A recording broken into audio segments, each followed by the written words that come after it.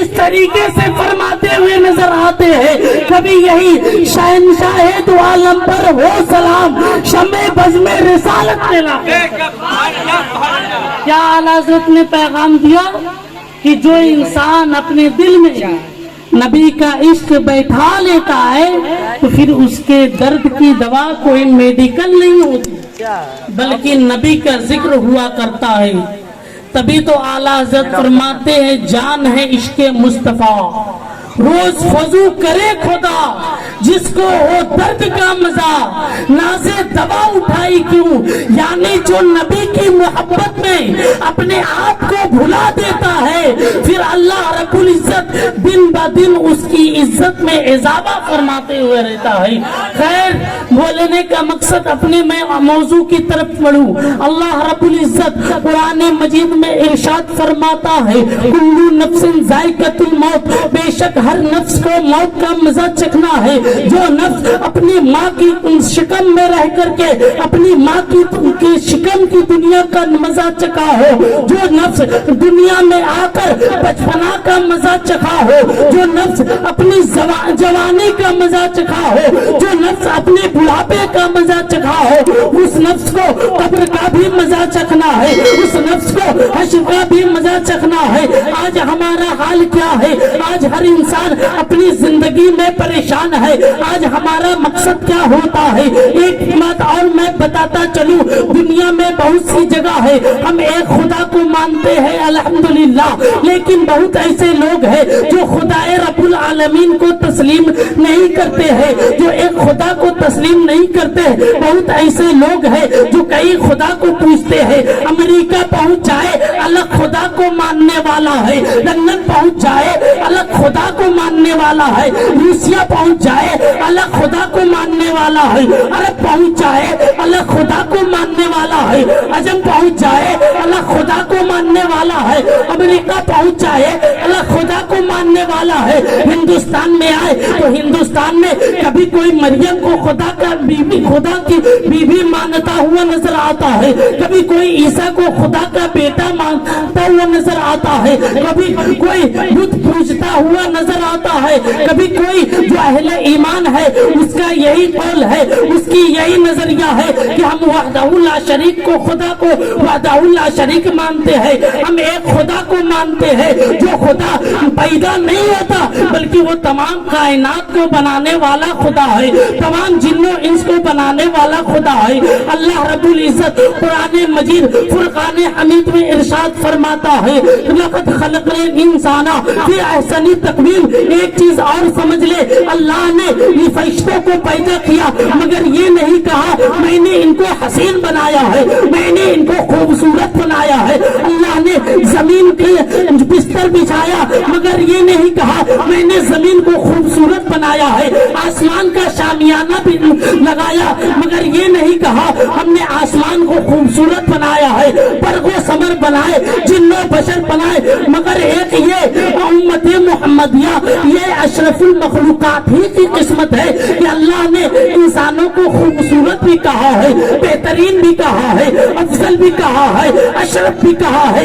یعنی بولنے کا مقصد یہ ہے کہ تمام چیزیں زمین و آسمان, ہوا کو بھی خدا نے پیدا کیا, پانی کو بھی خدا نے پیدا کیا مگر یہ نہیں کہا ہوا کو پیدا کیا تو خدا نے یہ نہیں کہا میں نے ہواؤں کو بہتر بنایا ہے. پانی کو پیدا کیا خدا نے یہ نہیں کہا ہم نے پانی کو بہتر بنایا ہے.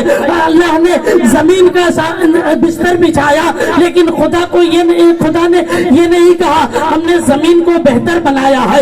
آسمان کا سامیانہ لگایا مگر خدا نے یہ نہیں کہا ہے کہ میں نے اس کو بہتر کہا ہے. مگر خدا نے جب انسان کی تخلیق فرمائی, جب دنیا میں انسان کو پیدا فرمایا تو کہا یہ اشرف المخلوقات ہے, یہ سب سے بہتر مخلوق ہے, یہ سب سے افضل چیز ہے.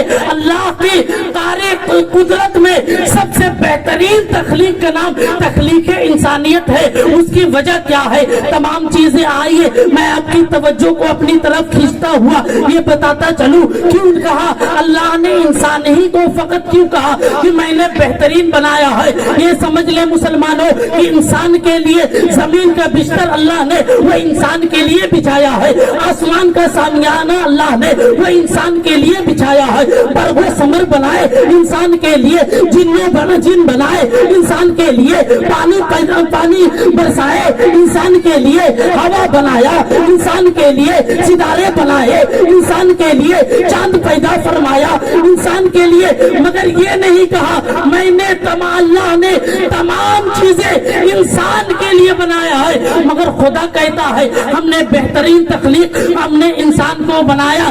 اس کی وجہ یہ ہے کہ تمام چیزیں اللہ نے انسان کے لیے بنایا ہے، مگر انسان کو اللہ نے اپنی عبادت کے لیے بنایا ہے، انسان کو اللہ نے اپنے لیے پیدا فرمایا ہے۔ بولنے کا مقصد کیا ہے مسلمانوں، جب اللہ نے اللہ کو منظور ہوا کہ میں انسان کو بنانا چاہتا ہوں، فرشتوں نے کہا اے رب العالمین میں تیری عبادت کے لیے کافی ہوں، میں تیری ریاضت کے لیے کافی ہوں، میں تیرے ذکر کے لیے کافی ہوں، میں تجھ پر سب سے زیادہ اگر کسی کائنات میں کوئی سجدہ سب سے زیادہ کرنے والا ہے وہ فرشتوں کی جماعت ہے۔ تو اللہ رب العزت نے فرمایا انی عالم ما تعلمون، اے فرشتوں جو میں جانتا ہوں وہ تم نہیں جانتے۔ بولنے کا مقصد کیا ہے مسلمانوں، اللہ نے فرشتوں کو پیدا فرمایا، بہت ایسے فرشتے ہیں جو اللہ کے لیے فقط سجدہ ہی کرتے رہتے ہیں، بہت ایسے فرشتے ہیں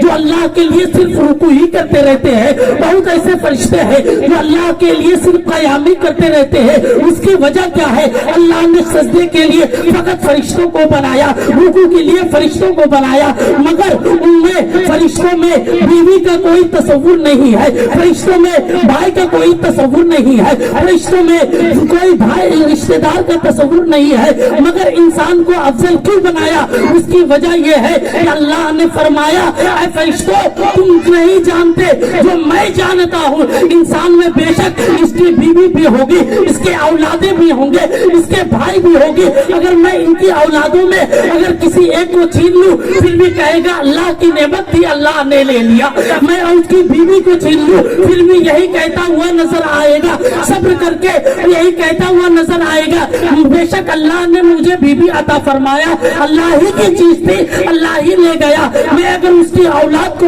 چھین لوں اللہ اولاد کی نعمت دے کر اولاد کو چھین لوں تو وہ بھی یہی کہتا ہوا نظر آئے گا منہا خلقناکم وفیہا نعیدکم ومنہا نخرجکم تارۃ اخری، یعنی اللہ نے اسی انسان کو اسی مٹی سے پیدا فرمایا ہے، پھر اسی مٹی میں ملانا بھی ہے اور اسی مٹی سے بروز قیامت اٹھانا بھی ہے۔ اسی لیے تم نہیں جانتے تمہارے اندر سجدہ ہے، تمہارے اندر سجدوں کی کثیر تعداد ہے، تمہارے اندر رکوع کی تعداد ہے، تمہارے اندر قیام کا تعداد ہے، مگر تمہیں کوئی تمہارے اندر رشتہ دار کا کوئی تصور نہیں ہے، مگر میں جو انسان کو پیدا کر رہا ہوں بے شک بہت سے لوگ ہوں گے جو میری نافرمانی کریں گے، بہت سے لوگ ہوں گے جو میرے خلاف چلیں گے، مگر اسی میں کچھ ایسے بھی لوگ ہوں گے جب کربلا کا میدان آئے گا تو اللہ کے لیے گھر کا گھر لٹاتا وہ نظر آئیں گے، بہت سے ایسے لوگ بھی ہوں گے کہ اپنی راتوں کی نیند کو بھول جائیں گے، کس لیے؟ اس لیے میرا رب راضی ہو جائے، اللہ کا ذکر کرنے لگے۔ بولنے کا مقصد ہے کیا؟ بولنے کا مقصد ہے مسلمانوں اللہ رب العزت نے ہمیں اس لیے نہیں پیدا فرمایا ہے کہ ہم صرف اپنی زندگی میں کماتے رہے کھاتے رہے، ہمیں اس لیے نہیں پیدا فرمایا ہے کہ ہمیں حلال اور حرام کی تمیز نہ ہو، دولت آ رہا ہے آتے چلا جائے، ہمیں صرف اس لیے نہیں پیدا فرمایا ہے کہ ہم صرف اپنی اولادوں کو پرورش کریں، ہمیں صرف اس لیے نہیں پیدا فرمایا ہے کہ ہم صرف اپنے بھائیوں سے محبت کریں، بلکہ اللہ رب العزت نے ہمیں اس لیے پیدا فرمایا ہے کہ بے شک بھائی کی محبت الگ ہے، اولاد کی محبت الگ ہے، ماں باپ کی محبت الگ ہے، رشتہ دار کی محبت الگ ہے، مگر جب ضرورت اللہ کے اور اللہ کے حبیب کے سنتوں پر پڑے تو وہاں پر رشتہ دار نہ دیکھے، بلکہ یہ کہے کہ تمام رشتہ دار اللہ کے نبی کے صدقے ہیں۔ ہم اپنے رشتہ دار کو چھوڑ تو سکتے ہیں مگر فرمان مصطفیٰ کو نہیں چھوڑ سکتے، سنت مصطفیٰ کو نہیں چھوڑ سکتے۔ اسی لیے تو اعلیٰ حضرت فرماتے ہیں، اسی لیے اس طریقے سے فرماتے ہوئے نظر آتے ہیں، تو ایسے آقاؤں کا بندہ ہوں رضا، بول بالے میرے سرکار۔ بولنے کا مقصد کیا ہے؟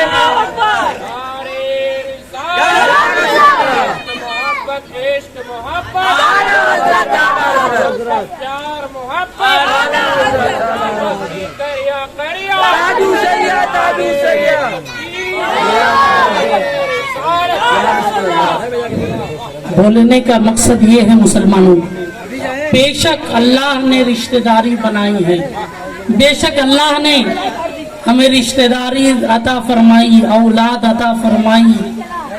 حضرت عمر ہے، ایک واقعہ میرے ذہن میں آتا ہے کہ حضرت عمر رضی اللہ تعالیٰ عنہ اللہ کی محبوب کی بارگاہ میں حاضری دیتے ہیں، کہتے یا رسول اللہ کیا میں مکمل مسلمان بن گیا؟ آج کا یہ حال ہے، ہم نے دیکھا ہے کہ اگر شریعت کی بات اگر دوسرے پر نافذ ہو تو ہم جج بن جاتے ہیں، مگر مطلب جو ہے اگر کوئی دوسرا شخص گناہ کر رہا ہے ہم حاکم بن جاتے ہیں، نہیں یہ فلاں چیز غلط ہے۔ لیکن جو چیز ہمارے اندر اگر وہی غلطیاں پائی جائے، ہمارے رشتہ داران کے اندر اگر وہ گناہ پائی جائے تو بجائے ہم اس گناہ سے ان کو دور کرنے کے ہم ان کی وکالت میں اتر جاتے ہیں اور ثابت کرنے لگتے ہیں کہ نہیں یہ جو کر رہے ہیں یہ غلط نہیں صحیح ہے۔ لیکن دوسرے کا جہاں معاملہ آتا ہے ایسا لگتا ہے کہ تمام کائنات کی طاقت اللہ نے اسی کو دی ہے، تلوار اٹھایا اور قتل کر دیا۔ بولنے کا مقصد ہے مسلمانوں کی شریعت کسی کے باپ کی نہیں، رسول پاک کی ہے۔ آج اگر ضروری ہے ہمیں، آج ہم اپنے موت کو یاد کریں، آج فقط ہمارے ذہن و فکر میں اتنا ہی پیوست ہو چکا ہے، زندگی میں کمانا ہے، کھانا ہے، مر جانا ہے، جو ہوگا دیکھا جائے گا۔ آج ایک نیا رویہ، ایک نیا ٹیکنیک نکلا ہے کہ جو اگر کچھ بتائی جائے تو کہے گا ارے کون دیکھا ہے۔ ذرا سی شرم نہیں آئی کہ کسی کے باپ یا تمہارے باپ کی حدیث نہیں، رسول پاک کی حدیث ہے۔ اور جس کے بارے کون رسول پاک، جس کے بارے میں اللہ رب العزت فرماتے ہیں من رآنی فقط رآ الحق، گویا جس نے محبوب میرے محبوب کی زبان سے، اللہ کے نبی کی زبان تو نبی کی ہوتی ہے، کلام خدا کیا کرتا ہے، کلام خدا کیا کرتا ہے۔ آج ایک نیا تصور ہمارے معاشرے میں ہے، آج ایک نئی فکر ہے۔ آج کیا وجہ ہے کہ آج اگر کسی قوم کو ٹارگٹ بنایا جا رہا ہے تو وہ قوم مسلم ہے۔ آج اگر کسی قوم کو امریکہ کے وائٹ ہاؤس میں بیٹھ کر مٹانے کی کوشش کی جا رہی ہے تو وہ امت مسلمہ اور قوم مسلم ہے۔ آج اگر کسی قوم کے جوان بیٹوں کے ہاتھ میں بھیک کے کٹورے تھمانے کی کوشش کی جا رہی ہے تو وہ قوم مسلم ہے۔ آج اگر کسی قوم کی بیٹیوں کے عزت و حرمت کو کے اوپر حملے کرنے کی کوشش کی جا رہی ہے تو وہ قوم مسلم ہے۔ آج اگر کسی قوم کی بیٹیوں کے سروں سے دوپٹہ چھیننے کی کوشش کی جا رہی ہے تو وہ قوم مسلم کی بچیاں ہے۔ آخر کیا وجہ ہے کہ دنیا ہمارے پیچھے لگی ہوئی ہے؟ آخر کون سی وجہ ہے کہ دنیا ہمیں نیچا گرانے کی کوشش میں لگی ہوئی ہے؟ تو اس کی سب سے بڑی وجہ یہ ہے کہ ہم نے اپنے آپ کو جب خود سمجھنا چھوڑ دیا ہے تو پھر آج دنیا ہمیں مٹانے کی کوشش میں ہے۔ بلکہ زندگی کیا ہوتی ہے مسلمانوں کی؟ ہم آج مٹنے والے کیوں نظر آتے ہیں؟ آج ہم کمزور کیوں نظر آتے ہیں؟ ارے وہ میدان بدر میں 313 کی تعداد تھی اور ہزاروں کے مجمع میں، ہزاروں کے قافلے میں 1913 भारी थे, वो कौन सी ताकत थी कि करबला की सरजमीन पर 22,000 यजीदियों पर भारी थे? आखिर वो कौन सी तादाद थी कि ओहद खंदक में हम कामयाब होते हुए नजर आते थे? आखिर वो कौन सी ताकत थी कि ऐसा वक्त आता था अगर कुफार मुशरिकीन कहीं जाने लगते थे तो अपनी बच्चियों को मुसलमानों के घर में छोड़ दिया करते थे, इसलिए कि अगर मेरी बच्चियों की इज्जत और हुर्मत की हिफाजत अगर कहीं हो सकती है तो मदीने वाले मुस्तफा के कलमा पढ़ने वालों के यहाँ हो सकती है।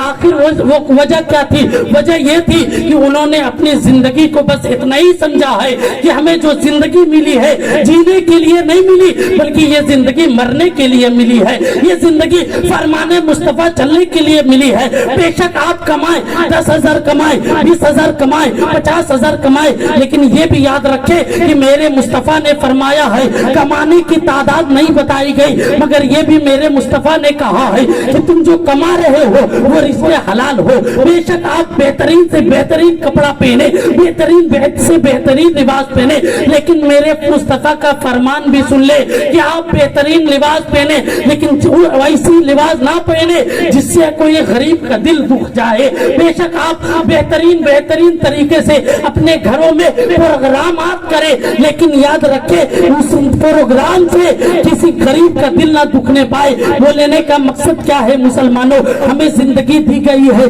अल्लाह के रसूल पर फरमान चलते हुए हम अपने रिश्तेदार को भी परवरिश करें, हम अपने औलादों को भी पाले। जब बाप नेक होगा तो बेटा भी नेक होगा, बाप नमाजी होगा तो बेटा भी नमाजी होगा, बाप खुदा से खौफ खाने वाले होगा तो बेटा भी खौफ खाने वाला होगा। आज आखिर वजह क्या है कि दुनिया हमारे पीछे लगी हुई है? उसकी सबसे बड़ी वजह यह है कि हमने ये समझ लिया है हमें सिर्फ दुनिया में जीना है। जिस दिन हम ये समझ लेते कि हम यहाँ मरने के लिए आते हैं, खुदा की कसम कुफारों मुशरिकीन की वो ताकत नहीं है कि हमारी निगाह उठ जाए और वो हमारे बराबरी आकर के हमसे मुकाबला कर ले। आइए मैं आपके जहन को अपनी तरफ खींचता चलूं। आज हम कहते हैं हम भी अल्लाह से डरने वाले हैं, हम भी अल्लाह से मोहब्बत करने वाले हैं, मगर कौन सी डर? जब डर का वक्त आता है हम रातों को अल्लाह को भूलकर गुनाह में गुजारते रहते हैं। जब नमाजों की पाबंदी से हम दूर भागते हैं और कहते हैं हम अल्लाह के से खौफ खाते हैं, हम मौत की तैयारी करते हैं, हम रोजों से दूर है मगर कहते हैं हम मुसलमान हैं, हम रोजों से नमाजों से दूर है, हम कहते हैं हम मरने के लिए आए हैं। हरगिज़ नहीं मुसलमानों, बल्कि एक चीज याद रखे, आज दुनिया का निजाम क्या है? आज हर इंसान के ज़हनो फिक्र में ये है मेरा नाम ऊंचा हो जाए, मेरा लेवल ऊंचा हो जाए, दुनिया मुझे सलाम करे, दुनिया मेरी ख्वार खाई पूछने के लिए दुनिया मेरी जी हुजूरी में आए। मगर याद रखे मुसलमानों, हजरत मौलाए कायनात है, एक वाकया है। हजरत मौलाए कायनात एक कब्रिस्तान से गुजर रहे हैं। हजरत मौलाए कायनात ने एक कब्र वाले से पूछ लिया है, ऐ कब्र वाले बता तेरा क्या हाल है, तू कब्र में किस तरीके से है, तुझे आराम है या तकलीफ है, जरा ये तो बताना। उन्होंने पूछा ऐ मौला अली बहुत तकलीफ में हूँ, ऐ मौलाए कायनात बहुत परेशानी में हूँ। उसकी वजह क्या पूछी? बोले उसकी वजह ये है कि मैं जो है अपनी जिंदगी में मैंने दुनिया को अपना लिया था और अल्लाह रब्बुल इज्जत के फरमान को जुदा कर दिया था, अल्लाह के महबूब की जो सीरत थी उससे मैं दूर भागता था। आज हाल ये है कि तमाम अजाब मेरे ऊपर हो रहा है, तमाम तकलीफें मुझको दी जा रही है। आज पूछा गया ऐ मौला अली मैं आपसे एक सवाल करता हूँ, जरा बताना तो आखिर क्या वजह है? एक सवाल बताए। मौला अली ने कहा पूछ, क्या पूछना चाहता है? उन्होंने पूछा आज दुनिया का ज़हन क्या रहता है? हम मर जाएंगे मेरी औलादों का क्या होगा, हम मर जाएंगे मेरे मालो दौलत का क्या होगा, हम मर जाएंगे मेरे नामो नमूद का क्या होगा। मगर याद रखे मुसलमानों, मिनिस्टर हो, ऑफिसर हो, मुफ्ती हो, आलिम हो, फाजिल हो, हाफिज हो, कारी हो, नेता हो, मिनिस्टर हो, पुलिस्टर हो, एडवोकेट हो, चाहे किसी भी मनसब पर फाइज हो, जब मौत आती है तो सबसे पहले उसकी दौलत नहीं छीनती, सबसे पहले उसका पैसा नहीं छीनता, बल्कि जब मौत आती है तो सबसे पहले उसका नाम छीन लिया। जिस नाम के लिए वो जिंदगी भर तड़पता रहा कि नहीं मेरा नाम ऊंचा हो जाए, مجھے سب سے اچھا سمجھے، مجھے سب سے افضل سمجھے، جب موت آتی ہے تو سب سے پہلے اس کا نام چھینتی ہے۔ کل تک اس کو ایڈوکیٹ کے نام سے جانا جاتا تھا، کل تک اسے منسٹر کے نام سے جانا جاتا تھا، کل تک اسے مفتی کے نام سے جانا جاتا تھا، کل تک اسے شاعر کے نام سے جانا جاتا تھا، کل تک اسے مقرر کے نام سے جانا جاتا تھا، کل تک اسے ایڈوکیٹ کے نام سے جانا جاتا تھا۔ لیکن جیسے ہی موت آئی کوئی یہ نہیں کہتا ایڈوکیٹ صاحب کہاں ہے، کوئی یہ نہیں کہتا مفتی صاحب کہاں ہے، کوئی یہ نہیں کہتا وکیل صاحب کہاں، بلکہ سب یہی پوچھتا ہے مرحوم کہاں۔ کیا پوچھتا ہے؟ مرحوم کہاں ہے۔ آج کیا حال ہے، ہم زندگی بھر نام کے لیے دوڑتے رہے، لیکن جب موت آئے تو سب سے پہلے میرا نام ہی ختم۔ آج نام کے لیے ہم حلال اور حرام کو نہیں سمجھتے، ہم اللہ رب العزت کے فرمان کے مطابق نہیں چلتے، لیکن جب موت آتی ہے تو سب سے پہلے اس کا نام چھینا جاتا ہے۔ اس کے بعد کیا چھینا جاتا ہے؟ اس کے بعد اس کے اہل و عیال، اس کے دولت، اس کے شہرت، اس کے جتنے بھی پیسے، محلات، جس کے لیے زندگی بھر کماتا رہا، زندگی بھر حلال اور حرام ملا کر بناتا رہا تاکہ میرا محل اچھا بنے، میرا گھر اچھا بنے، میرا مکانات کو جو 10 لوگ دیکھے تو بولے کیا شاندار گھر بنایا ہے۔ جب موت آتی ہے تو دوسری چیز اس کے گھر سے اس کو نکال دی جاتی ہے۔ رشتہ دار ہو، بیوی ہو، بال بچہ ہو، ماں ہو، کون ماں؟ وہ ماں اگر بچپن میں اگر اس کے پیر پہ کوئی کانٹا چھپ جائے تو تکلیف بیٹے کو بعد میں ہو، پہلے ماں کو ہوتی ہے۔ وہ ماں کہ اگر کسی بچے کے دل میں ہلکا سا کوئی سوراخ پیدا ہو جائے تو بچے کے دل میں سوراخ بعد میں پیدا ہو، ماں کا ہارٹ فیل پہلے ہو جاتا ہے۔ وجہ کیا ہے؟ وجہ یہ ہے کہ اتنی بے لوث محبت کرتی ہے، چاہے اس کا بیٹا اس سے محبت کرے نہ کرے، اس کا بیٹا اس کا فرمان بردار ہو نہ ہو، مگر ماں کی محبت ایسی ہے کہ وہ بیٹا اگر گالی بھی دیتا ہے پھر بھی اس کے لیے وہ دعائی کے لیے ہاتھ اٹھاتی ہے۔ وہ ماں بھی کیا کہتی ہے؟ کتنا جلدی جنازے کو نہلا کر قبرستان لے جایا جائے۔ تیسری چیز، بیوی۔ انسان کے ماں کے بعد سب سے زیادہ حق بیوی کا ہے۔ کسی کا اگر شوہر انتقال کر جائے تو پھر اس کی زندگی اس طریقے سے ہوتی ہے جیسے بے پانی کا درخت، مگر وہ بھی انتقال اگر شوہر کا کیا، بیوی بھی کہتی ہے کب مٹی ہوگی۔ اولاد جو کل تک اگر باپ کو کوئی تکلیف آ جائے تو باپ کے لیے کبھی شال لا کے دیتا ہے، کبھی باپ کے لیے ہارلکس لا کے دیتا ہے، کبھی باپ کے لیے بہترین دوائی لا کر دیتا ہے، کبھی اپنے باپ کے آرام کے لیے بہترین جگہ منتخب کرتا ہے، بہترین جگہ کا انتخاب کرتا ہے۔ وہ بھی کہتا ہے کتنا جلدی ابا کو غسل دے اور قبرستان میں پہنچائے۔ سب سے دوسری نمبر میں وہ کیا چھینتا ہے؟ موت، رشتہ داران کی محبت۔ اور تیسری چیز وہ کیا چھینتا ہے معلوم ہے؟ جس کے لیے ہم زندگی بھر دوڑتے رہتے ہیں، رات کو رات نہیں، دن کو دن نہیں، میرا محل کتنا اچھا بنے، ہم کتنے بہترین بستر میں آرام فرما رہے ہیں۔ اگر گھر میں سرد کا موسم آ جائے تو بہترین ہم گدے منتخب کرتے ہیں، اچھا سویٹر لاتے ہیں تاکہ ہمیں کوئی ٹھنڈی نہ لگ جائے، مگر جب وہ جاتا ہے تو پھر وہی ہوتا ہے، نہ اندر میں قبرستان میں نہ اس کے لیے گدا ہے، نہ اس کے لیے بچھونا ہے، نہ گرمی کے لیے اے سی ہے، نہ ٹھنڈک کے لیے شال ہے، نہ برسات کے لیے چھت ہے۔ وہ اسی قبرستان میں جاتا ہے، اب وہ ٹھنڈی بھی لگے تو اسی میں گزارنی ہے، گرمی بھی لگے اسی قبر میں گزارنی ہے، اب برسات بھی آئے اسی قبر میں رہنا ہے۔ بولنے کا مقصد ہے مسلمانوں، ہم دنیا میں ٹھنڈی کے لیے تو بہترین شال انتظام کرتے ہیں، ہم گرمی کے لیے بہترین बेहतरीन बेहतरीन पंखा और एसी लगवाते हैं। हम बरसात के लिए अपने छत को मार्बल और संगमरमर से करते हैं। कभी हमने ये सोचा है कब्र में जाएंगे, कब्र में मेरे लिए आराम की कोई चीज है कि नहीं? मेरे लिए जहन्नम की आग से बचने के लिए हम अमल कर रहे हैं कि नहीं कर रहे हैं? हम जन्नत के लिए कोई अमल इख्तियार कर रहे हैं कि नहीं कर रहे हैं? हम बरसात में अपने कब्र को हिफाजत करने के लिए दुरूद व सलाम पेश कर रहे हैं कि नहीं पेश कर रहे हैं? आज हम दुनिया की 40 साल जिंदगी में हम बेशुमार चीजें हम इख्तियार करते हैं। हमारे जिक्र ज़हन में है कितना बेहतरीन बेहतरीन हम कपड़े लाते हैं, बेहतरीन बेहतरीन चीजें हम सजाते हैं ताकि दुनिया वाले हमें बेहतर कहे। लेकिन कभी ये सोचा है कि हम 40 साल की उम्र के लिए इतना इंतजाम करते हैं जिसे हमें हजार साल जिस जगह रहना है उस जगह के लिए हम क्या इंतजाम किए? उस जगह के लिए क्या हम मुंतखब किए? हजरत इमाम सुयूती रहमतुल्लाह अलैह फरमाते हैं कि जब एक नेक इंसान इंतकाल करता है तो जिस जगह कब्र खोदी जाती है वो कब्र वाला कब्र की जमीन कहती है अरे देर ना कर, जल्दी आ जा।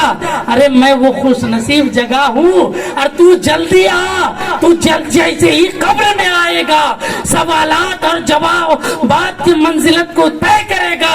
मैं तेरे लिए जहन्नम की गर्मी से ठंडक बन जाऊंगी, मैं तेरे लिए जन्नत की क्यारियों में से एक क्यारी बन जाऊंगी।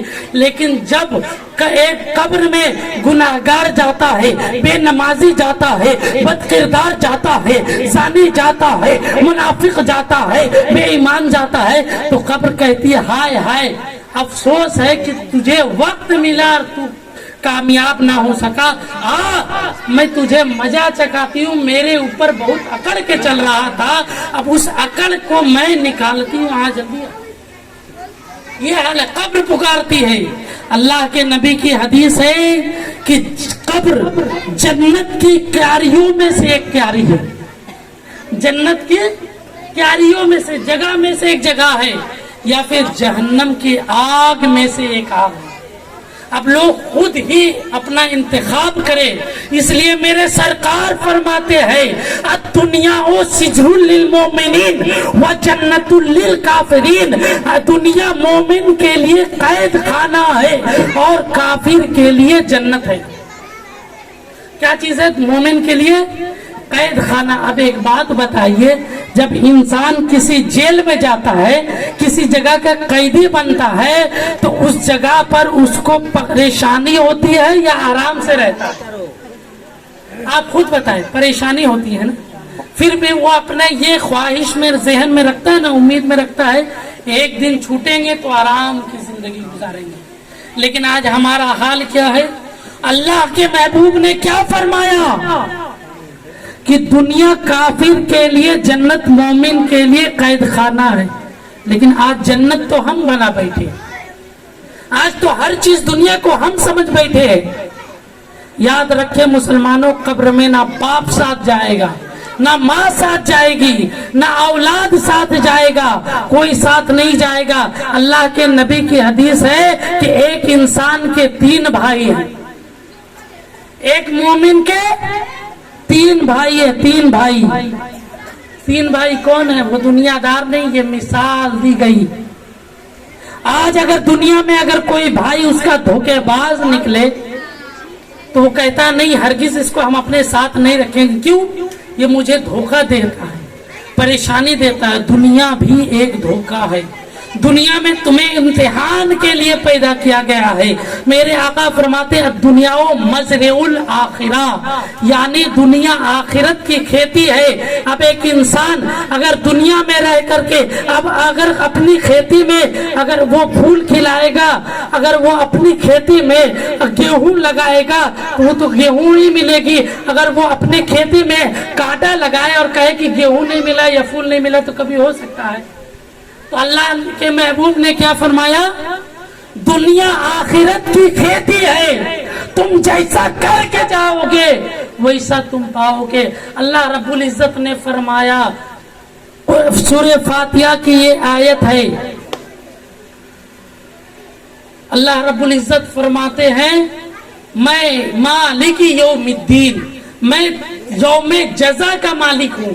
یعنی پہلے کے جو امتی آئے تھے، حضرت لوط علیہ السلام کے جو امتی تھے، اگر کوئی دن میں گناہ کرتے تھے، رات میں اس کے دروازے پر لکھ دیا جاتا تھا اس نے اللہ کی یہ نافرمانی کی ہے، اور اس کے لیے اللہ رب العزت آسمان سے آگ برساتا تھا اور وہ اسی آگ میں جل کر ختم ہو جایا کرتا تھا. لیکن یہ امت محمدیہ اور میرے آقا محمد رسول اللہ، کعبہ کے بدو تجا، طیبہ کے سمسو دعا، دافعی جملہ بلا، شافعی روز جزا، محمد روحی فدا صلی اللہ تعالی وسلم کے بے کس پناہ میں میرے آقا کا بے شک بے پناہ احسان ہے کہ ہم پر وہ عذاب نہیں ہے، بلکہ ہمیں اللہ نے یہ پروانہ دے دیا تم دنیا میں جو بھی کچھ کرو میں آخرت میں تمہارا حساب لوں گا، میں آخرت میں تمہارا حساب لوں گا. حضرت مولا کائنات سے پوچھا اس شخص نے کہ اے علی آپ یہ بتائیے میں جو دنیا میں اپنی بیوی کو چھوڑ کر کے آیا تھا، اپنی جو اہلیہ کو، اپنی شریک حیات کو چھوڑ کر کے آیا تھا، وہ اس وقت کیسی ہے؟ مولا کائنات فرماتے کہ تم اپنی بیوی کی خبر جاننا چاہتے ہو، تمہاری بیوی نے تیرے انتقال کے بعد دوسرا نکاح کر لیا. بولے اے علی یہ بتائیے میری آل و اولاد کا کیا ہوا؟ بولے وہ جس دن تو دنیا چھوڑ کر کے آیا تھا کچھ دن تک وہ تیرے غم میں شریک ہوئے، روئے، گریہ زاری کیے، تیرے اوپر فاتحہ پڑھے اور تجھے بھول گئے.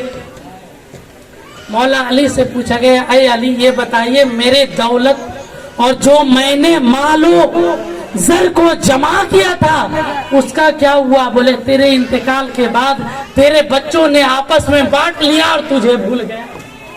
بولے اے علی میرے دوستوں کا کیا ہوا؟ تو مولا کائنات فرماتے ہیں جو دوست تیرے لیے یہ کہا کرتے تھے کہ یار تو اگر ایک منٹ کے لیے نہیں ملتا میرا من نہیں لگتا، تو نہیں آتا، تیرے بغیر اگر ہم چائے پیتے، تیرے بغیر اگر ہم کھانا کھاتے، تیرے بغیر ہم بیٹھتے، تیرے بغیر کہیں جاتے من نہیں لگتا.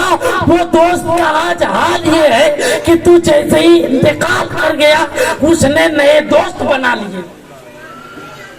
کیا کیے؟ نئے دوست بنا لیے. کیا ہوا؟ ختم کہانی. جس چیز کو وہ اپنا سمجھتا تھا ختم ہو گیا ہے.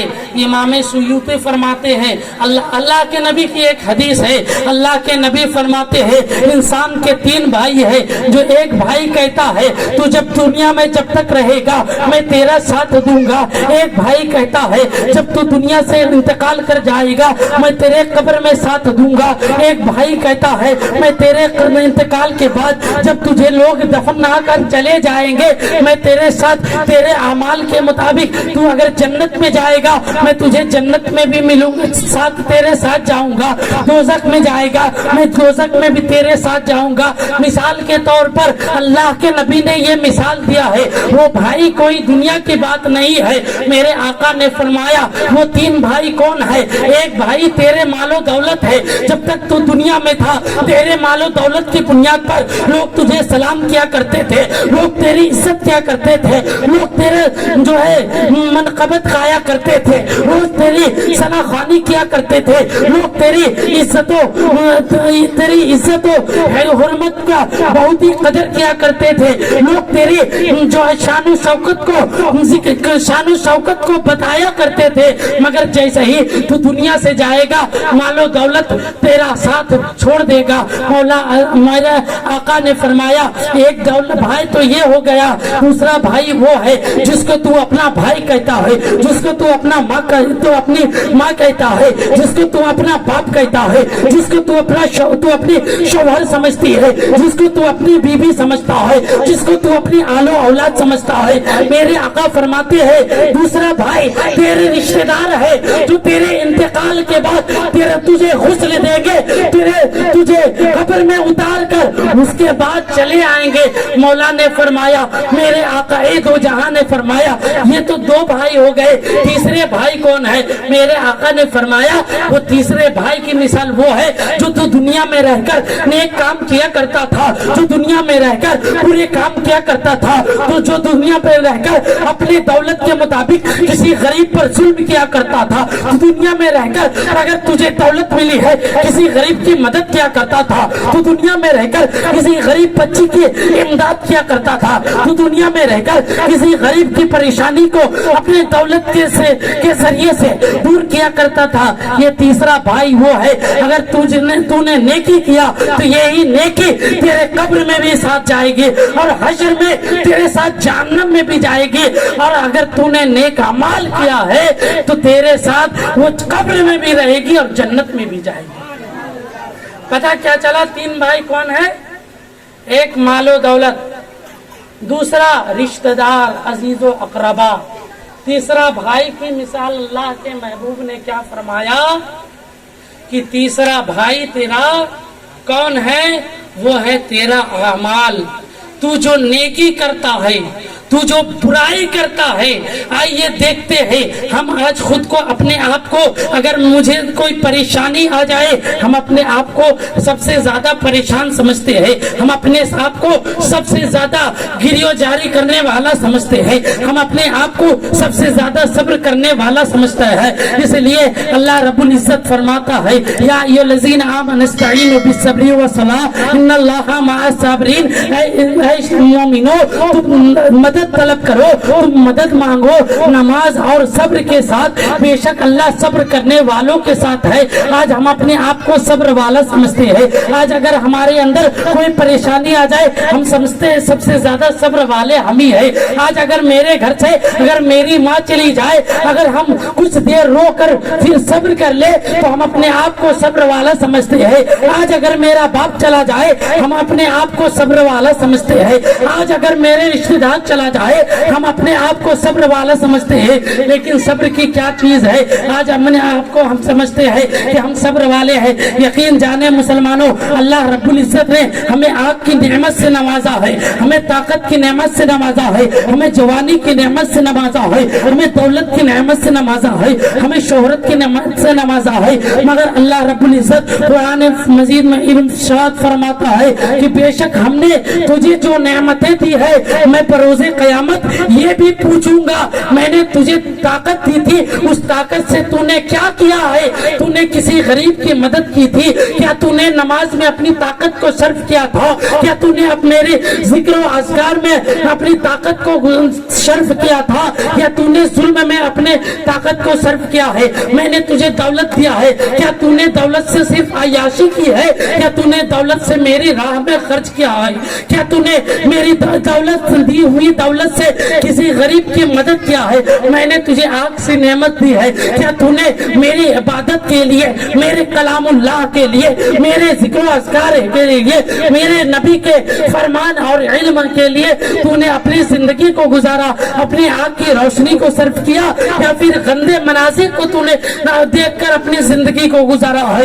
گندی چیزوں کو اپنے ذہن میں پھنسا کر تو نے اپنی زندگی کو گزارا ہے؟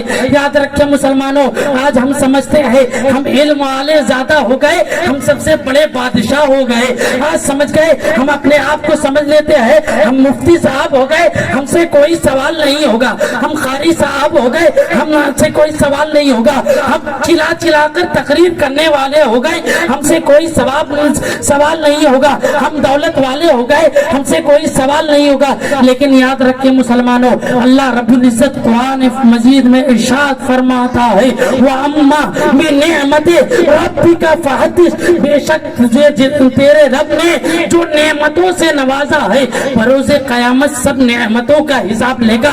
तूने तकरीर किया है, क्या तूने उस तकरीर पर अमल करने की कोशिश की? तूने नात पढ़ा है, क्या तूने उस नात पर अमल करने की कोशिश की? तूने इल्म हासिल किया है, क्या तूने उस इल्म को अपनी जिंदगी और किरदार में लाने की कोशिश की? तुझे दौलत मिली है, क्या तूने मेरे राह में खर्च किया? तुझे जवानी मिली है, क्या तूने मेरे लिए सजदों में जवानी गुजारा है? यकीन माने मुसलमानों, हर चीज नेमत अल्लाह रब्बुल इज्जत हमेशा एक बरोज़े क़यामत हमसे हर चीज का हिसाब लेगा। आइए देखते हैं, हम भी कहते हैं खुद को हम अल्लाह से खौफ खाते हैं। आइए देखते हैं, एक ऐसी शख्सियत है जिसको दुनिया हजरत उमर खत्ताब के नाम से जाना जाती है। कौन उमर खत्ताब? जिनकी तारीख यह है कि उनके दौरे हुकूमत में 2200 मुरब्बा मील यानी आधी दुनिया पर मुसलमानों की हुकूमत थी। उस उमर खत्ताब के जमाने में जिन्होंने अपने खिलाफत मिनहाजी नबुव्वत के जब ताज को सजाया है तो कैसर किसरा के महल्लात पर ला इलाहा इल्लल्लाह के परचम लहराया है। तो वो कौन? उमर हजरत उमर खत्ताब। वो उमर खत्ताब कि उस जमाने में दरियाए दजला में अगर कोई बकरी चली जाती थी तो वो भी खौफ खाती थी, अरे कहीं उमर को पता चल गया है तो क्या हमसे सवाल पूछा जाएगा।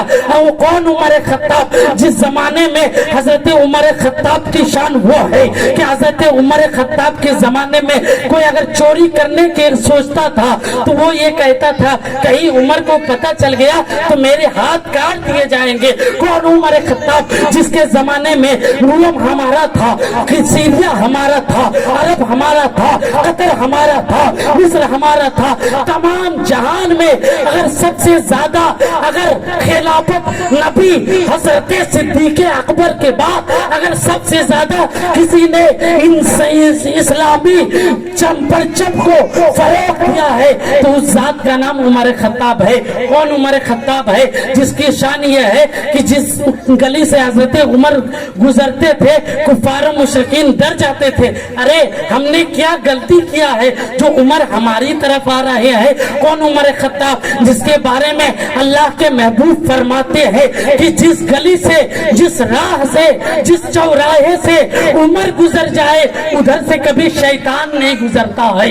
कौन? Umar Khattab. वो उमर खत्ताब जिसको अल्लाह रब्बुल इज्जत ने दुनिया में रहकर कहा था अगर मेरे बाद कोई नबी होता तो वो उमर होता।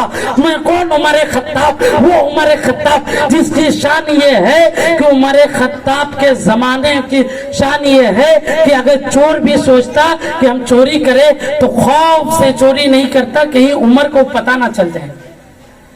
वो उमर जिसकी हुकूमत आधी दुनिया पर हो। आज का हाल तो ये है कि अगर किसी को मुखिया गिरी मिल जाए तो अपने आप को सबसे ज्यादा दादागिरी वो अपने आप ही को समझता है, सबसे ज्यादा हम प्रधानमंत्री बन गए। आज का हाल ये है कि अगर किसी को प्रधानमंत्री मिल जाए तो वो समझता है कि जिंदगी किसी की मेरे ही मुताबिक चलेगी। आज का हाल ये है अगर किसी के पास दौलत हो जाए तो वो समझता है कि गरीब की औकात हमारे सामने जो है केकड़ा और पिल्लू और जो ना जाने जानवरों और कीड़े मकोड़े की तरह समझने लगता है। आज का जहन क्या है, अगर हमको कोई इज्जत वाली जगह मिल जाए तो हम समझते हैं हमसे अफजल कोई नहीं। हम समझते हैं अपने, आज अगर किसी को ज्यादा इल्म हो जाए वो समझता है कि हमसे बड़ा कोई अल्लाह वाला नहीं, हमें खुदा का खौफ ही नहीं।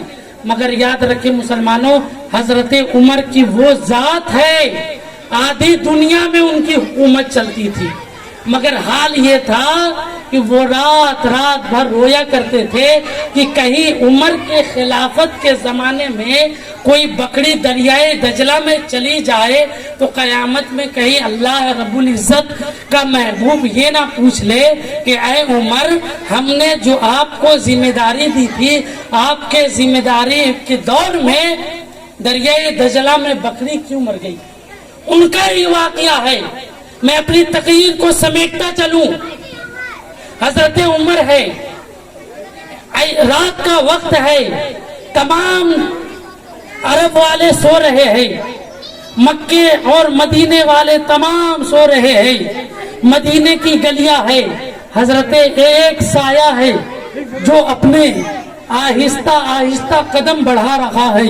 کون ہے وہ؟ کوئی دنیا کا معمولی شخص نہیں، بلکہ اپنے وقت کا دور خلافت پر بیٹھنے والا جنتی شخص حضرت عمر ہے. جا رہے ہیں، اچانک سے ایک گھر میں حضرت عمر کو کچھ آواز سنائی دی. حضرت عمر رک گئے، دروازے پر رک کر سن رہے ہیں. اندر سے آواز آ رہی، ایک ماں ہے ایک بیٹی ہے، ایک ماں ہے ایک بیٹی ہے. ماں کہہ رہی ہے بیٹی تیل میں پانی ملا لے، گیہوں میں کنکڑی تھوڑا ملا لے، اس لیے کہ دن میں اگر ملائے گی تو کہیں عمر دیکھ نہ لے. جلدی سے رات کا وقت ہے، اندھیرا قائم ہے. حضرت عمر سن رہے ہیں. بیٹی کہتی ہے ماں بے شک عمر دیکھے نہ دیکھے، عمر کا خدا تو دیکھ رہا ہے. آج ہمارا حال کیا ہے؟ دن بھر خوب نماز پڑھے، خوب روزہ رکھے، خوب ذکر و استغفار کرے، خوب تسبیح و تحلیل کرے، لیکن جیسی رات ہوا ہم بھول گئے خدا کی ذات. لیکن دیکھیے اللہ والوں کی زندگی کیسی گزری ہے. حضرت عمر کا زمانہ ہے جس عمر کے قدم سے شیطان دور بھاگتا ہے. اس زمانے میں بیٹی کہہ رہی ماں بے شک آپ تو ملا لو گی، عمر دیکھے نہ دیکھے عمر کا خدا تو دیکھ رہا ہے. اتنا سننا تھا. حضرت عمر واپس لوٹتے ہیں، فجر کا وقت ہوتا ہے، حضرت عمر نماز پڑھتے ہیں. حضرت عمر کا معمول یہ تھا، حضرت عمر کا رول یہ تھا، حضرت عمر کا طریقہ یہ تھا، حضرت عمر کا ترتیب یہ تھی. جیسے ہی فجر کی نماز پڑھتے، وہ نماز پڑھنے کے بعد فوراً وہ گھر کی طرف لوٹتے تھے. لیکن آج کیا ماجرا ہے؟ حضرت عمر اپنے رول کے خلاف جان رہے ہیں، اپنے رول کو توڑ رہے ہیں، اپنے نیم کو توڑ رہے ہیں، اپنے قانون کو توڑ رہے ہیں، اپنے ضابطے کو توڑ رہے ہیں. آج عمر اپنے گھر کی طرف نہیں لوٹ رہے، بلکہ وہ جا رہے ہیں. ایک گھر ہے، ایک بڑھیا ہے، ایک گھر میں ایک ماں ہے، ایک بیٹی ہے. دروازے پر دستک دیتے ہیں، اندر سے آواز آتی ہے کون ہے جو دروازے کو دستک دے رہا ہے؟ کہتے انا عمر، میں عمر، آدھی دنیا کا مالک. لیکن انکساری اور اللہ کا خوف دیکھیے کہ وہ کہہ رہے یہ نہیں کہہ رہے میں آدھی دنیا کا مالک، میں خلافت علی من حاجی نبوہ کا سر کے اوپر تاج رکھنے والا شہنشاہ، آدھی دنیا کا بادشاہ. یہ نہیں کہہ رہے، بلکہ کہہ رہے میں عمر. اب ماں اور بیٹی کے دل میں لرزہ پیدا، کپکپی پیدا ہو گیا. ان دونوں کے ذہن و فکر میں اب یہ بات سما گئی کہ کہیں رات میں جو ہم کام کر رہے تھے کہیں عمر کو پتا تو نہیں چل گیا، عمر نے کہیں معلوم تو نہیں کر لیا. اللہ جانے عمر آج کس وجہ سے آ رہے ہیں. وہ جلیل القدر صحابی اندر آتے ہیں، کہتے ہیں اے عمر آج آپ کو کون سی ضرورت پڑ گئی جو اس غریب کی کٹیا میں تشریف لائے؟ بولے میں نے سنا ہے کہ تیرے گھر میں ایک جوان بیٹی ہے. بولے ہاں. حضرت عمر نے کہا کہ میرے گھر میں بھی ایک جوان بیٹا ہے، میں اس سے نکاح کروانا چاہتا ہوں. جب آج کا ماحول یہ ہے کہ اگر کسی ذہن میں آج کا معاملہ یہ ہے کہ اگر کسی غریب کی بچی ہو، باپ محنت دن رات کر رہا ہے کہ میری بچی کا فیوچر برائٹ ہو جائے، میری بچی کی زندگی کا آنے والا مستقبل بہتر ہو جائے، آنے والا فیوچر اچھا ہو جائے، میری بیٹی ایسی جگہ جائے جہاں اسے ہر چیز کی عیش و عشرت سے زندگی گزرے، میری بیٹی ایسی جگہ جائے جہاں اسے کوئی تکلیف نہ ہو. بے شک ہم نے जिंदगी तकलीफ में गुजारा है, लेकिन हम इतना दौलत जमा कर ले कि अपनी बेटी को इतना दे कि उसकी जिंदगी बेहतरीन से गुजरे, उसकी जिंदगी फाका कशी से ना गुजरे। अगर उसके घर में किसी नेता का रिश्ता आ जाए तो क्या हाल होता है, पूरे मोहल्ले में चर्चा, अरे भाई मेरे घर में तो फला साहब नहीं है। लेकिन वो कौन सी ताकत थी, खुशी का क्या आलम होगा कि जिसके घर में आधी दुनिया के मालिक के बेटे का रिश्ता आया हो। हजरत उमर के बेटे हजरत आसिम का निकाह हो जाता है, वो बेटी जाती है। देखिए खौफ हजरत उमर की, आखिर क्या वजह थी। हजरत उमर दौलतमंद से भी शादी करवा सकते थे, हजरत उमर अपने बेटे की शादी अपने बेहतरीन जगह करवा सकते थे, लेकिन क्या वजह थी, उसकी वजह जानना चाहेंगे। उसकी वजह ये थी, आप खुद समाप्त फरमाएं, जैसे ही वो नई दुल्हन आई है, आने के बाद रात गुजरी है, सुबह उठा है, हजरत उमर नमाज फजर के बाद घर आते हैं, आने के बाद अपने ऑफिस की तरफ जाना चाहते हैं, अपने ऑफिस की तरफ, अपने दारुल खिलाफा की तरफ जाते वक्त ये कहते हैं, ऐ बेटी जरा बाहर आना। तो अपनी बहू से हजरत उमर कहते हैं, ऐ बेटी जरा बाहर आना। तो इतना सुनना था। वो एक दिन की वो नई नवेली बहू आती है, कहती है, अब्बा क्या बात है। अगर दुनियावी मिजाज में बोला जाए तो क्या आपके खाने में कोई कमी रहेगी, क्या आपके टिफिन में कोई ऐसा खाना दे दिया गया हो जो आपको नागवार गुजरा हो, जो आपके मुताबिक ना हो, क्या वजह है। बोले बेटी ये सब वजह नहीं है, बेटी मैं तुझे एक चीज कहता हूँ, क्या तू करेगी। हजरत उमर अपनी बहू को कहते हैं, बेटी एक चीज मैं कहता हूँ, क्या वो काम तू करेगी। कहती हाँ अब्बा आप कहिए तो सही, मैं हर काम के लिए तैयार हूँ। हजरत उमर कहते हैं, बेटी मेरे टिफिन में बेहतरीन खाना हो ना हो, मेरे टिफिन में बिरयानी दे ना दे, मेरे टिफिन में गोश्त का लुगन जो है गोश्त का लुतरा दे ना दे, मेरी टिफिन में बेहतरीन नाश्ता दे ना दे, लेकिन याद रखना बेटी तू अपने टिफिन को भूल जाना, लेकिन एक चीज हमेशा याद रखना, जब मैं अपने दारुल खिलाफा की तरफ जाऊं, जब मैं अपनी ऑफिस की तरफ जाऊं, जब मैं फैसला करने के लिए जाऊं, तो सिर्फ तू एक जुमला वो वाला कह देना जो उस रात अपनी माँ को कही। कौन सा जुमला। कहती है बेटी, हजरत उमर कहते हैं, बेटी तू जब मैं जाऊं टिफिन देना ना देना कोई परेशानी नहीं, बस इतना कहना, अब्बा खुदा देख रहा, अब्बा खुदा देख रहा है। ऐसी कोई फैसला ना हो जाए जो खुदा के मुताबिक ना हो, खुदा देख रहा है। किसी गरीब का हक मारा ना जाए इसलिए ख्याल रहे, खुदा देख रहा है। किसी गरीब पर जुल्म ना हो जाए इसलिए ख्याल रहे, खुदा देख रहा है। किसी मजलूम पर जुल्म ना हो जाए इसलिए ख्याल रहे, इसलिए कह देना खुदा देख रहा है। 22 लाख मुरब्बा मील का मालिक, लेकिन जैसे ही एक ऑफिस पहुंचे हैं, एक शख्स मिला है, हजरत उमर जैसे ही फैसला करते हैं, उस शख्स ने भी यही जुमला कहा, ऐ उमर आप बेशक फैसला करें लेकिन याद रखें खुदा देख रहा है। इतना सुनना था। हजरत उमर कहते हैं, ऐ शख्स आज से मैं तुझे रकम दूंगा, आज मैं तुझे महाना दे दूंगा।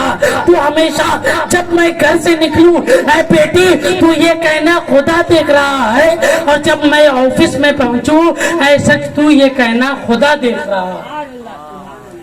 बोलने का मकसद क्या था, जिसको अल्लाह के नबी ने कह दिया, अगर मेरे बाद कोई नबी होता तो वो कौन होते, उमर होते, जिसको बशारत दी गई उमर की, जिसको जन्नती की बशारत दी गई। मगर उनका हाल क्या है कि वो भी उमर कहते हैं। हजरत इमाम जलालुद्दीन सूफी, हजरत इमाम गजाली अपने एक तसनीफ में फरमाते हैं कि हजरत याकूब अलैहिस्सलाम थे, उन्होंने एक फरिश्तों से मुआहिदा किया। हजरत याकूब अलैहिस्सलाम कौन थे मालूम है, नबी थे। انہوں نے فرشتوں سے وعدہ لیا کہ اے فرشتے، اے ملک الموت، تو جب آنے سے پہلے 3 نشانیاں مجھے دے دینا، اپنا قاصد بھیج دینا، اپنا خط بھیج دینا، تاکہ میں تیار ہو جاؤں موت کے لیے۔ ایک دن اچانک سے ایسا ہوا کہ حضرت یعقوب علیہ السلام بیٹھے ہوئے ہیں، اچانک ملک الموت تشریف لاتے ہیں اور کہتے ہیں اے یعقوب، آپ کا وقت ہو چکا ہے۔ حضرت یعقوب فرشتوں سے کہتے ہیں، ملک الموت سے کہتے ہیں، میں نے تم سے کہا تھا کوئی قاصد بھیج دینا، کوئی میسج بھیج دینا، کوئی پیغام بھیج دینا، تاکہ میں سنبھل جاؤں، میں موت کی تیاری کر دوں۔ تو فرشتہ ملک الموت کہتا ہے میں نے بھیجا تو تھا۔ بولے کون سی قاصد آپ نے بھیجا تھا؟ حضرت یعقوب علیہ السلام پوچھتے ہیں اے ملک الموت، تو نے کون سا پیغام بھیجا موت کے لیے؟ تو نے کون سا میسج بھیجا ہے؟ حضرت ملک الموت فرماتے ہیں جب تیرے سر کی بال اور تیرے داڑھی کے بال سفید ہو گئے، تجھے کیا پتہ نہیں چلا کہ اب میرے موت قریب ہے؟ گویا دنیا کو پیغام دے رہے ہیں کہ جب تمہارے سر یا داڑھی کے بال سفید ہو جائے، سمجھ جاؤ کہ موت کا پہلا پیغام آ چکا ہے۔ بولے دوسرا پیغام کیا تھا؟ بولے دوسرا پیغام یہ تھا کہ کیا تیرے جب دانت ٹوٹنے لگے تجھے یہ خبر نہیں ہوئی کہ اب میرا وقت قریب ہے؟ موت نے یہ پروانہ بھیج دیا ہے، تجھے خبر نہیں ہوئی؟ بولے تیسرا قاصد کیا تھا؟ تیسرا میسج، بولے جب تیرے جسم میں سے طاقت چھین لی گئی، کیا تجھے پتہ نہیں چلا کہ اب میرا موت قریب ہے؟ بولنے کا مقصد ہے مسلمانوں، آج ہم گمنامی کی زندگی جی رہے ہیں۔ اگر ہمارے ایک چیز یاد رکھیں، دنیا میں آنے کا نظام ہے، پہلے دادا آتا ہے، پھر باپ آتا ہے، پھر بیٹا جاتا ہے، لیکن کوئی مائی کا لال یہ نہیں کہہ سکتا کہ پہلے میرا دادا ہی مرے گا، پھر میرا باپ مرے گا، پھر میں مروں گا۔ آنے کا تو رواج ہے، آنے کا جو ہے ترتیب ہے، آنے کا طریقہ ہے، آنے کا ڈیفینیشن ہے، آنے کا طریقہ ہے، مگر جانے کا کوئی طریقہ نہیں۔ اسی لیے بزرگان دین نے فرمایا ہے، ایک واقعہ ہے کہ ایک شخص کو قبر میں عذاب ہو رہی تھی، عذاب جب ہو رہی تھی ایک نبی کا گزر ہوا ہے، دیکھ رہے ہیں بے شمار مارا جا رہا ہے، کبھی پتھروں جو ہے لوہوں سے ہتھوڑوں سے اسے مارا جا رہا ہے، کبھی آگ کے بستر پہ لٹایا جا رہا ہے، کبھی آنکھ میں آگ کی جلتی ہوئی رڈ کو جالا جا رہا ہے، کبھی منہ میں سانپ مسلط کر دیے، منہ سے سانپ نکل رہا ہے، کبھی سانپ ڈنک مار رہے ہیں، کبھی بچھو ڈس رہے ہیں، لیکن وہ بڑے پریشان میں ہے۔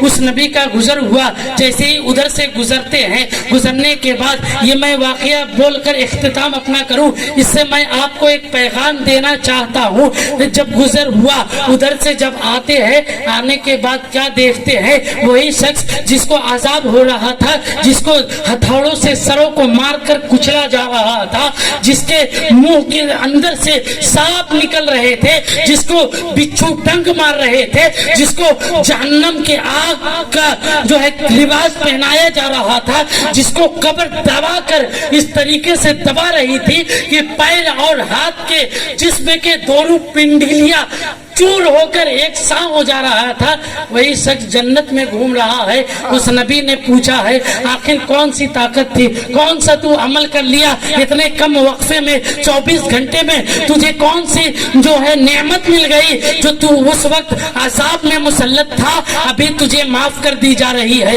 ابھی تجھے جنتی بنایا جا رہا ہے۔ تو وہ شخص کہتا ہے اے اللہ کے پیغمبر، اے اللہ کے نبی، اے اللہ کے نیک بندے، جب میں انتقال کرنے والا تھا بے شک میں بہت بڑا شرابی تھا، میں بہت بڑا جواری تھا، میں بہت بڑا زناکار تھا، میں بہت بڑا سود خور تھا، میں بہت بڑا گناہ گار تھا، لیکن جب میں انتقال کرنے والا تھا میری بیوی کے شکم میں 4 مہینے کا میرا بچہ پرورش پا رہا تھا، میں نے اپنے بیوی کو کہا اے میری شریک حیات، اے میری بیوی، اے میرے ہمسفر، اے میری میری जिंदगी के मालिक, ऐ मेरी जिंदगी के साथ चलने वाली, ऐ याद रख मैंने बेशक दुनिया में बहुत से गुनाह किए हैं, बहुत से आजाद किए हैं, मैं बहुत से जुआ का ज़िनाकार भी मैं रहा, जुआ खेलने वाला भी मैं रहा, हराम खोरी करने वाला भी मैं रहा। बेशक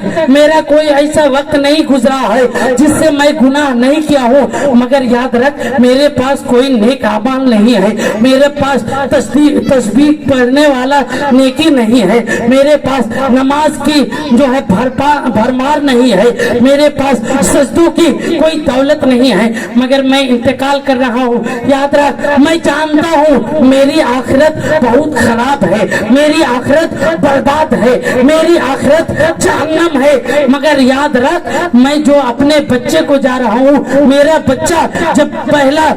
बच्चा जब दुनिया में आएगा और 4 साल का होगा तो इंग्लिश मीडियम में भर्ती कर मत कर, तू उसे बेहतरीन लिबास दे मत दे, तू उसे अच्छा ग़िज़ा खिला मत खिला, तू उसे दौलत और शोहरत की जिंदगी गुजारने वाला और बेहतरीन लिबास और बेहतरीन तरीके से सजा मत सजा, कोई जरूरत नहीं, मगर मेरा बच्चा जिस वक्त 4 सालों का होगा तू कहीं भेज ना भेज, मदरसे में भेजना मेरा बच्चा, ताकि मेरा बच्चा मेरे लिए दुआएं मग़फ़िरत करे। खुदा की कसम मैं अज़ाब में मुब्तला था, आज मेरा बच्चा 4 साल का हो गया है, मेरा बच्चा आज मदरसे में जाकर हाफिज साहब से, आलिम साहब से, मुफ्ती साहब से सिर्फ बिस्मिल्लाहिर्रहमानिर्रहीम पढ़ा है। अल्लाह रब्बुल इज्जत ने फरिश्तों से कहा है, फरिश्तों याद रखो, देख लो जिसका बेटा दुनिया में रहकर मुझे रहमान और रहीम कहे, उसके बाप को अज़ाब देने में मुझे शर्म महसूस होती है। जाओ इसके बेटे के बिस्मिल्लाह पढ़ने की वजह से मैंने इस बाप के तमाम गुनाहों को बेटे के बिस्मिल्लाह पढ़ने से उसके बाप को अजाब होता है। जब एक बेटा नमाज पढ़ेगा तो क्या उसके बाप को सवाब नहीं होगा? एक बच्चा अगर ज़कात देगा तो उसके बाप को सवाब नहीं होगा? अल्लाह रब्बुल इज्जत कुरान में फरमाता है, या अय्युहल्लज़ीना आमनू क़ू अनफुसकुम व अहलीकुम नारा वक़ूदुहन नास वल हिजारा, ऐ ईमान वालो तुम खुद भी बचो और अपने अहलो अयाल को बचाओ उस जहन्नम की आग से जिसका ईंधन, जिसका खुराक इंसान है और पत्थर है। बोलने का मकसद है मुसलमान